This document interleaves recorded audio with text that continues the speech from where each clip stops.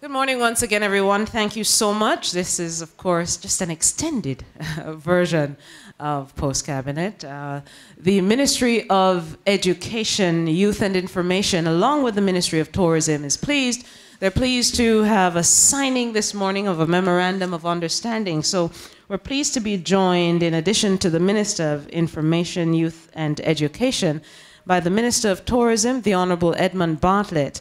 Along with Minister Bartlett, we have the Permanent Secretary in the Ministry of Tourism, Mrs. Jennifer Griffith, along with several officials from the ministry and its agencies, to include Dr. Andrew Spencer, the Executive Director of the Tourism Product Development Company, Dr. Kerry Wallace, the Executive Director of the Tourism Enhancement Fund, Mrs. Joy Roberts, the Executive Director of JAMVAC, and Ms. Janet Taylor, Executive Director of Devon House.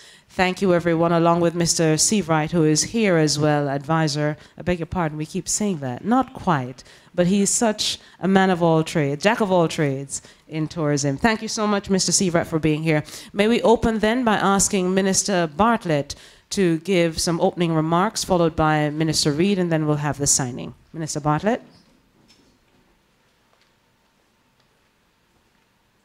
Thank you very much. And a pleasant good morning to everyone, members of the media and partners from education and tourism. This is a very, this is a very exciting morning for us in tourism, and I believe that it is indeed one also for education in Jamaica. It brings together two of the most important elements within the mix to provide the best experience possible that Jamaica can provide for the markets of the world.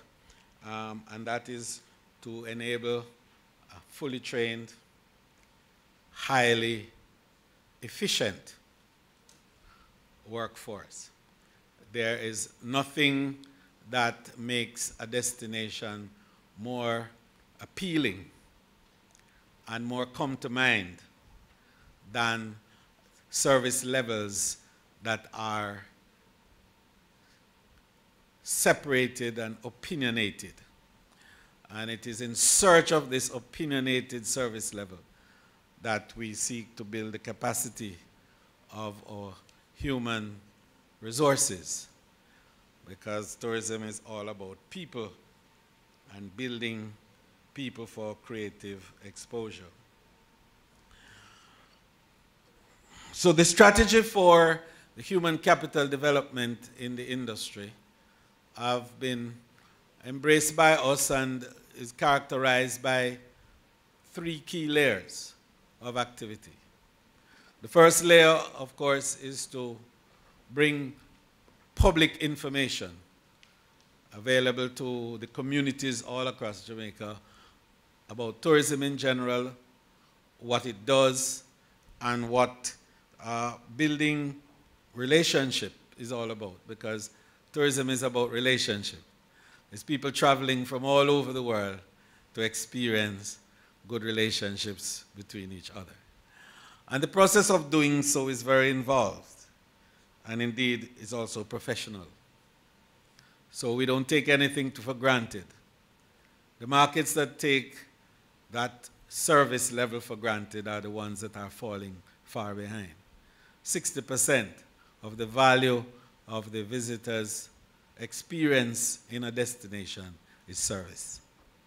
And so we must build our capacity to offer come-to-mind service, what I call opinionated service. So that first layer of public education, which we do, and we do through TPDCO, and we do through the Tourist Board, and we do through the ministry itself, and we also do it through our partners, the Jamaica Hotel and Tourist Association and the hoteliers themselves, is happening every day. It doesn't get the result that you want simply because it competes with so many other areas of public education that's floating out there. So we have to define and to be more specific and to target. And in targeting, we have to go now towards, first of all, the young. And in doing so, we have left it open to the curriculum of the schools and subject matter which they pull together from time to time. And these matters change from time to time too, because in some cases you have civics, and in my time we used to have civics. We don't have civics anymore. You probably have social studies and so on. And in all of that mix comes something about service and something about tourism. So there's no structured arrangement to enable an understanding of tourism as a discipline even. And so there is need for that. And then there's the non-formal education side, which is about practical application that prepares you for the world of work. And sometimes it is drawn from people who fall out of the mainstream of the formal education system. Those who didn't quite make it into high school or college or university, they would fall into the non-formal package. And then, of course, there's the tertiary institutions that now have strong tourism departments, University of the West Indies, the UTech, and the community colleges. So since then, we have decided that you need another layer. And that layer is a layer now of building competence and certification. So we established the Jamaica Center for Tourism Innovation. And that is a pathway institution for professionalism, where we take graduates from the university and we bring them into a practical application, and we certify them as being competent in one discipline or another. And we also take workers who are in the industry who are already competent but not certified, like chefs who are really accomplished, but they are not sous chefs and they can't transcend that layer in the occupational hierarchy to earn the levels that they should, even though they have the competence. And some people say, oh, well, we are going to make sure that the Jamaican worker get the same money that the foreign worker get, but you don't train them. So we are training them. You understand? So when you hear those little comments, you realize the difference between what you want and what you're doing to get what you want. And we are doing what is needed to lift the Jamaican worker to the level where there is no gainsaying about his parity with any other worker from anywhere in the world. And so to bridge that gap, we saw where we needed to start a formal arrangement, because high school represents a key layer of that training continuum. So in the spectrum of training, high school is key, especially for professional delivery. And so we went to the Ministry of Education and said, Minister, we have to complete this program of building the human capital and to prepare the workers of the industry to compete at the highest level. So we can say to the foreigners who come and the investors who come, when you come, make sure, because we have the highest trained and certified workers in Jamaica, and we are not going to sacrifice that for any kind of investment whatsoever. But we have to do our job. And Minister said yes.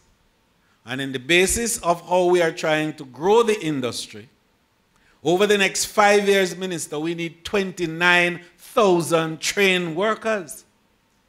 29,000. Currently, we have 117,000 workers in the industry. We have to go up to 150 by 2021. We're bringing in 15,000 new rooms. And so the training has to be aggressive.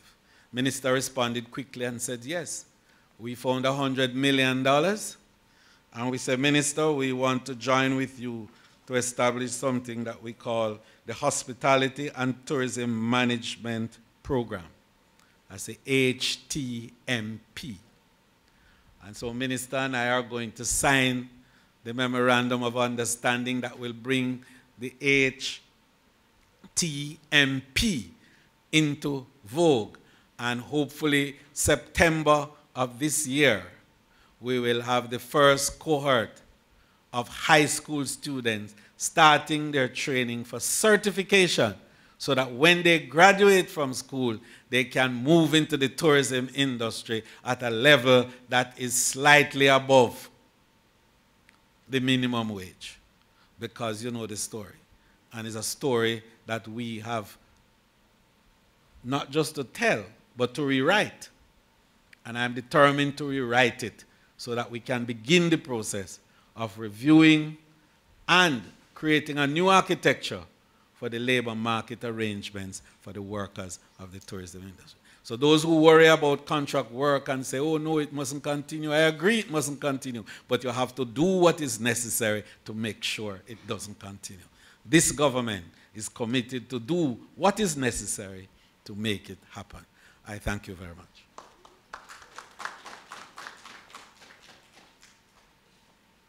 Thank you, Minister Bartlett. Certainly very exciting news in terms of training in the hospitality sector coming about here.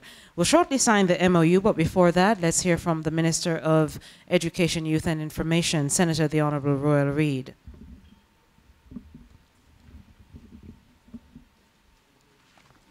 Thank you very much, Press Secretary. Let me also recognize colleague Minister Edmund Bartlett and Permanent Secretary, other distinguished members of the team from the Ministry of Tourism, members from our Ministry of Education, Youth and Information, members of the media, ladies and gentlemen. I just want to say, as I endorse this particular initiative, it's very timely and it is very much consistent with our overall longitudinal view of the education and training sector. We have articulated what we call the K-13 strategy, which is to ensure that the education system has reached right into the womb. So we talk about from conception to age 18. And we say that because we evolve in a society where for quite a long time there was a view that training was only needed for a small percentage of your population and that unskilled labor could easily find a resting place in all kinds of industries, and that has changed because in a very competitive world, you now need all the workers to be trained and certified. Jamaica, unfortunately, has had a challenge in providing access to the majority of students, particularly beyond grade 9, and that's what we've been rolling out and correcting in the last 2 years. In fact, we're very happy to reiterate to the media that this year, for the first time in our entire history, we've been able to place the entire GSAT cohort into a full high school. We now have 171 high schools, but we're not stopping there. So while we have achieved that, we have said we want everybody to get to grade 13, which is end their high school years at 18, grade 13, because currently what you have is a few persons through CSEC that go to sixth form and university, which are the traditional jobs. And the challenge, when you look at the workforce, we have 15% of our workforce, 1.3 million thereabout, that have tertiary training, 18% technical, and 67% no secondary certification. So what you find now, as the economy itself is doing much better and growing, and for the economy to even expand further and do better, you now have to have skills to match your trajectory of growth. You also have to bear in mind, which has been an issue coming out of several quarters. I saw various articles recently, and employers are complaining that we have graduates who are leaving various education institutions, but not with the kind of training and skills that the industries are demanding. So we have now to equally calibrate our curriculum to make sure that, and University of West Indies having sat with them and their own strategic plan is talking about access, alignment, and agility. So you have to have the alignment, and agility means as Your economy is shifting. So you look at major investments coming out, whether it is Gisco Alpart or Vernon Field, Aerotropolis, tourism expansion, maritime and logistics. The education and training system has to respond. So you need 27,000 workers in 5 years. And Gisco Alpart needs 35 to 67,000, and Vernon Field needs 10,000, and Maritime needs another 20,000, and BPO needs nearly 20,000 a year. And so this falls very much neatly within our understanding of what we need to do. What we have done over time is try to integrate technical and training within the regular curriculum in high school. But now we're extending the high school years with adding the 12-13, which is where we have now seated this particular initiative, which is 12-13, which is a more focused year. So you try to build what you call the first 5 years as your base, which is quite consistent with my Finnish model. First 5 years of high school, you read what you call your basic education, and then you now begin to try and specialize in the last 2 years. So what you call traditional sixth form, Delano. We have added, and the Prime Minister Holness, of course, is the grandfather of this CAP program. So you allow everybody up to age 18, and they now can determine whether they are going to pursue tourism-related specialization or what the other specialization there exists. So when you came to us, we said, come man, come, because it is very timely. It is very timely, and this is now where we have to go as a country to ensure we have the kind of skills that are required, and high-level skills, because as I've said earlier, that, and the minister himself made a point about how important an industry like tourism that is driven by the human touch, by people. It's a people-driven industry. But when it's a people-driven industry, it also means, just like we talk about machinery, because it's people, you have to train the human capital to deliver the experience. You can't just have anybody thinking, oh, well, it's just hospitality. They have to be trained for the nuances of the industry, and that this is what this presents. Equally, one of the challenges we've had also is reach. I know we have, for example, had Runaway Bay, Cardiff, which has been our major flagship hospitality training institution. They have had several other private ones. But I raise that because in St. James Minister, and we've spoken about that, which is for many persons in tourism Mecca, there is not really an organized public institution. I know there's some private one delivering hospitality training, and but also if you look in, let's say, in the northeast Portland, you'll have some deficits. And you go right across the south coast, and I know I'm looking at areas such as St. Elizabeth that is emerging into Westmoreland, Hanover, and there are a lot of growth there. There are some challenges. In fact, within the education sector, one of the things that we are discovering is that we need to bring education and training closer to where people reside. There's an element also that bars access, which is the cost of transportation. So if you have training institution that just far away from everybody, everything is concentrated in Kingston, then it means that the rest of Jamaica won't have the access. And you can't have the tourism sector just in just a particular area. Indeed, there are several different areas within Jamaica that you have to build out. And so this program, because, and I did ask my team to make sure we calibrate to look at particular areas. So not all the schools will be on the program, but we have crafted it so much that it covers a wide range geographically where the needs are going to be. And so students who have a genuine interest, because that's another thing, and you know from a hiring strategy, you really want to get people to train for a sector like tourism because you genuinely want to work as a tourism worker. It's not for the money that you really are taking it about, the love of service and getting a good experience from our guests.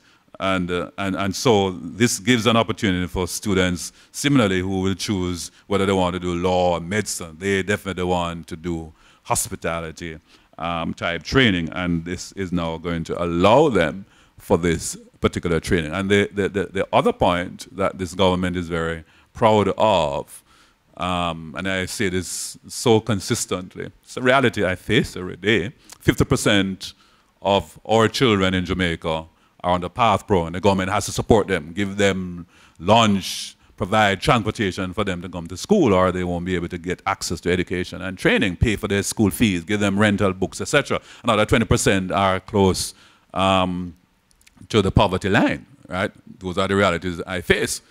And so what you even found, by the way, when I speak about 12, 13, is that those kids couldn't go anywhere after grade 11. That's why they end up in the group of what we call unattached youth. Because parents who don't have the money have no money to send them any further. So the good thing about this program, Minister and colleagues, is that it is being paid for. You have heard about the $100 million funding, and I expect that after the next 2 years, Minister, it will be renewed. So we don't expect it to be just a one-off.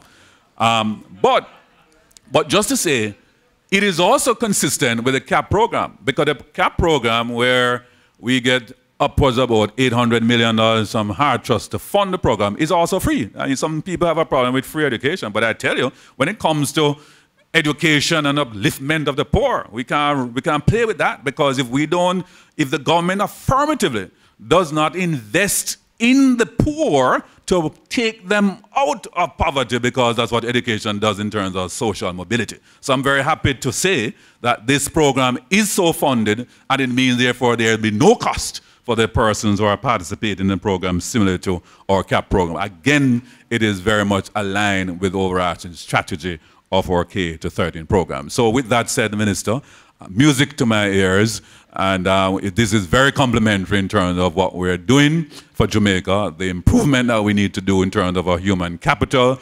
the need that we need to ensure that we have the requisite trained workforce. And I should also add, before I wrap up, that we just looked yesterday at the ministry at what we call our lifelong learning policy. And I also want to use this opportunity to signal, as an HR specialist myself, that we have to not only talk about this, but we actually have to put it in practice. Meaning that because there's so much change in the global economy, and we have to have a renewal of human resources, you need to have a strategy, private sector, public sector, of continuous professional development. Because training is not an event. Training and professional development is a continuous activity. It is itself an investment. And I'm signaling, I would love a partnership with the private sector. As I've said to the Ministry of Education, every worker now at the Ministry of Education, Youth and Information need to be trained and certified, and must be involved in a minimum of 30 hours per year of professional development. So that is a policy, Press Secretary, members of the media, ladies and gentlemen, that I'd like for the private sector and the rest of the public sector to embrace, so that we keep our human resource at the cutting edge of training and development and productivity, which is going to make sure that this country continues its trajectory of growth and prosperity. Thank you very much. There's this little piece that we must say together almost. I probably read it, but I'm reading it for us, because I know the media, everybody will be asking the question. The pilot project, which will start September, will involve 650 students with 30 teachers from 30 high schools.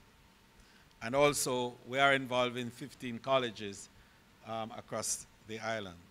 So, in anticipation of the start of the program, presidents of the colleges, principals of the high schools, and the identified teachers, and we'll be working towards the CHI certification. And the CHI is the Certified Hospitality Instructor, absolutely.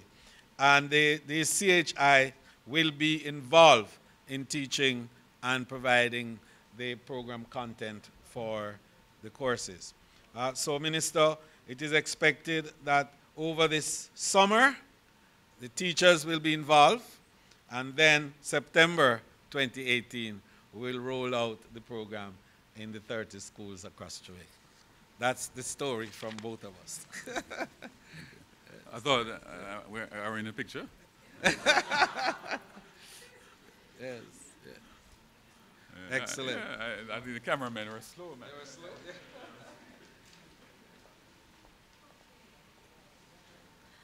All right, thank you, ministers. Very interesting proposal, too, concerning just continuing professional development for all Jamaicans from Minister Reid as well. Just to recap, and we want to, and because of the logistic issues for the signing, I'll allow the questions to come before we sign, because I know the cameramen, especially at the back, would have to come up a little bit. Plus, we are streaming for those here at the head table. We are live on PBCJ and we're streaming. So just before the minister responds to questions, just looking at training of teachers for the HMP begins. Hold on, minister, could you hold on for me? Don't sign just yet. 1 second, 1 second. Please don't sign just yet. No, please don't sign just yet. What we're doing is we're gonna allow members of the media to ask questions first and then allow the camera people to come up. So my apologies with that. All right, now that we have that, all technical people. So let me just give you some background real quickly. Training of teachers for the HMP begins this August, that's next month.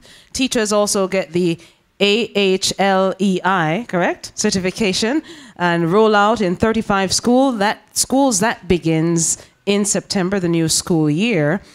Graduates will also get an associate degree in customer service, AHLEI certificates, local customer service industry accreditation, and NVQJ level 4 certification, all coming from just the signing of this Memorandum of Understanding. Are there any questions from members of the media present in terms of clarification? Yes, I acknowledge William from Nationwide. His question, ministers, how long will the training process last? Sorry, I'm sorry, Minister, would you be able to just share? Right, what I did indicate, which is consistent with the CAP program, is a 2-year program. So you have a level 1 and you have level 2, which is, pretty much is similar to the existing structure of our 12-13 programs. As I'm saying, it fits very nicely. And by the way, we have articulated that overall the K-13 strategy, right? All students who do 12 to 13 in any discipline would end up at the end of the period with similarly an associate degree, occupational associate degree, and that's how it's divided anyway, which is level 1, level 2, similar when you're doing CAPE or A levels. Well, even A levels, as you know, over time was divided now into 2 parts.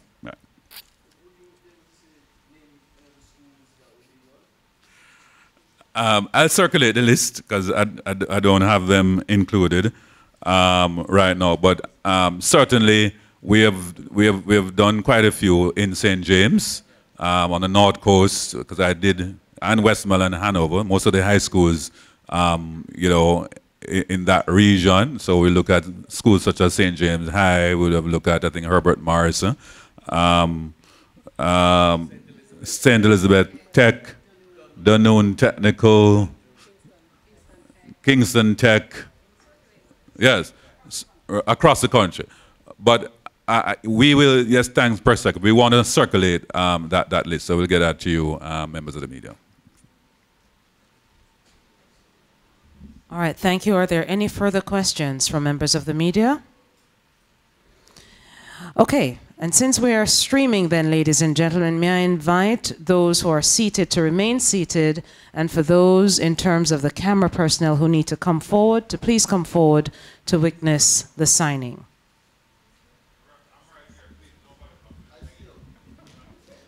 All right, please be conscious of the camera people who are behind you.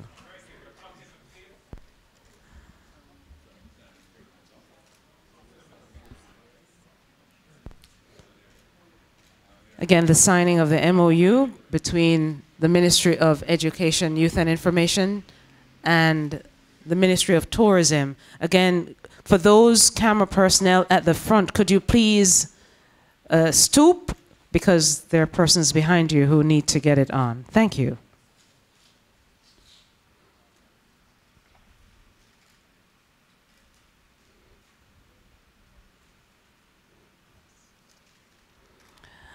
Just a little note as well, the HTMP is a certification program that is offered by the American Hotel and Lodging Education Institute.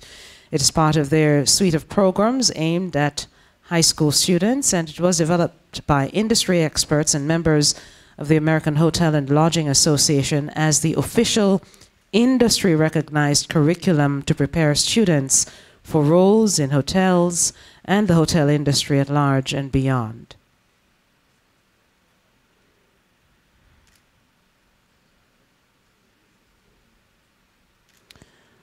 Signing is taking place between Minister of Tourism, the Honourable Edmund Bartlett, the Minister of Education, Youth and Information, Senator the Honourable Ruel Reid, and witnessed by the Permanent Secretary in the Ministry of Tourism, Mrs. Jennifer Griffith.